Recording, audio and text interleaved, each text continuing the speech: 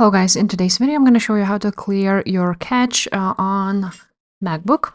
So first of all, you're going to go on this search button like so, and you're going to write down this library caches. And now you're just going to click on caches folder. And as you can see, there's a lot of options here.